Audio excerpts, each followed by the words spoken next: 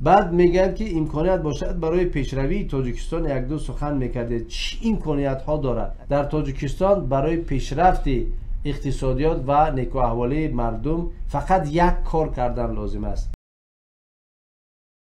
عزیزای دل، من دائم کشور گروزیا و پرزیدنت ساکاشویلی را مثال میبرم که خب گروزیا حدوداً 3 میلیون، خب شاید از 4 میلیون اهالی دارد و یک کشوری بود که همیشه نیاز به کمک‌های خارجی داشت، ولی طول 8 سال رئیس جمهوری ساکاشویلی گروزیا امروز یک کشور خودکفا هست و نیاز به هیچ کشور دیگر ندارد. برعکس اکسپورت بیشتر دارد، زیاد دارد.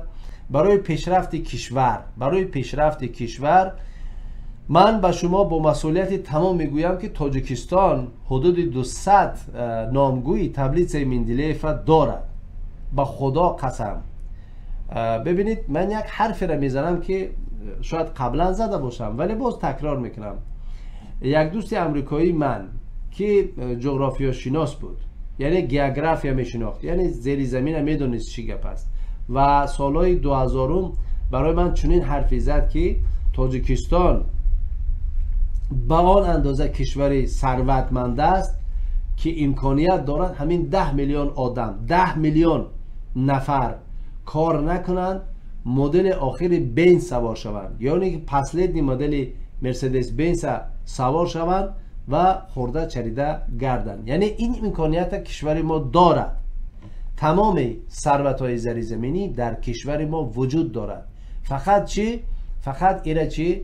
منیجمنتی دولتی در کار که اینا برای راست یعنی یک به فایده مردم این کار حل شود. متاسفانه اینها این کندنی ها و این ثروت ها دست یک گروه خاص هستند که فایده اینا یک گروه خاص میبینن، یک گروه بسیار کوچک میبینن و ملت از داشتن ثروت ها هیچ فایده نمیبرد. متاسفم البته. و قسمت زیاد این ثروت ها چی میشوند؟ دزدیده میشوند. در تاجیکستان برای پیشرفت اقتصادیات و نیکو احوالی مردم فقط یک کار کردن لازم است. دزدی را کم کردن لازم. دزدی را قطع کردن نمی شود. دزدی را نابود کردن نمی شود. حداقل دزدی را کم کردن لازم. به خدا قسم اگر همین شکم کلفتا دزدی را کم کنند، کروپسیا، رشوه هر روز شما میبینید سودیه گرفت، تماج نگرفت، این گرفت و گرفت و این مبلغایی که میگیرن میلیونن، یعنی میلیون دلار هستند.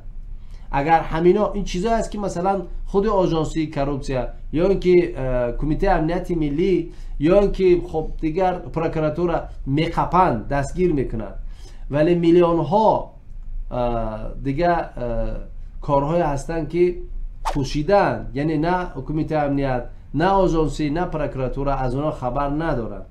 بنابر همین نامگویی که هست یک دانه که میقپند، باور کنید این مبلغا میلیون دلار هستند.